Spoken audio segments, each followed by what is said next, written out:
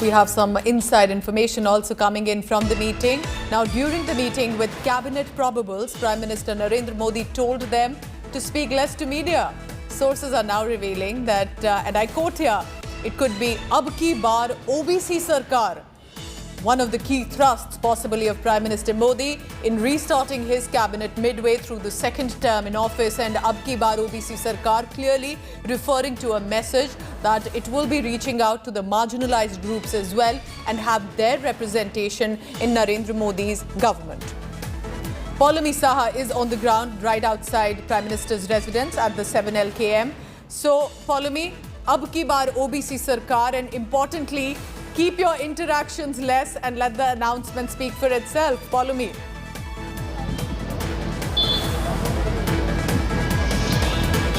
That's right.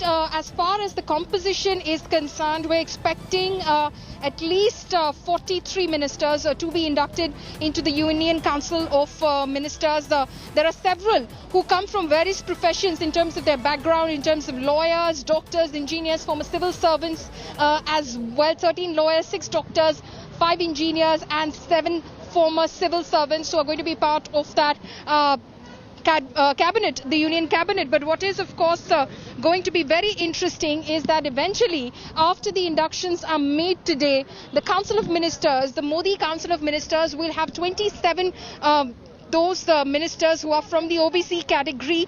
5 of them will have cabinet ranks. So that is a huge sort of rejig, reshape of the Modi cabinet, which is being done in terms of putting trust on the marginalized sections of society. Remember, I mean, at least it's one of the statements that I remember, which was made very recently in the context of, a lot of rumblings that was happening in UP with Anupriya Patel. She had gone to meet the Home Minister, and then of course the decision to bring her back into the Union Council today and giving Apna Dal its due in the state of Uttar Pradesh ahead of the assembly elections. At that time, Anupriya Patel, Sanjay Nishad of the Nishad party had met, and at that very precise time, OBC leader Rajbhar, Om Prakash Rajbhar, had tweeted saying, we will not be tying up with the Bharatiya Janata Party up in the upcoming elections because they don't care for those of the backward communities. And clearly, one of the messages that was being sent out, and there is a lot of thinking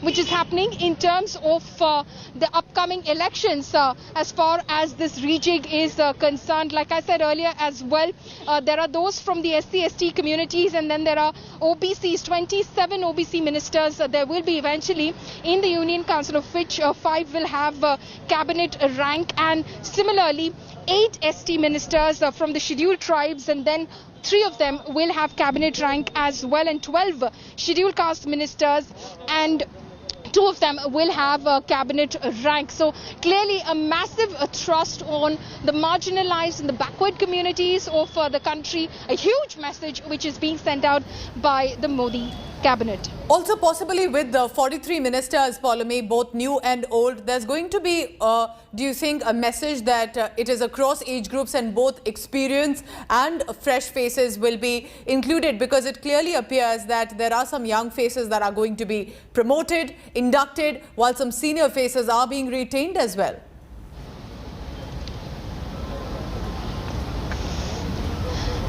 That's right. A lot of fresh blood which has been brought in to the Union Council of Ministers, at least by the number of cars that we saw leaving from here. Eventually, we will see them being sworn in, and that will be the final official stamp on who is in and who's out. But clearly, a lot of new young faces that we've seen, from Meenakshi Lekhi from Delhi to Shobha Karanlaje, Rajiv Chandrasekhar from Bangalore.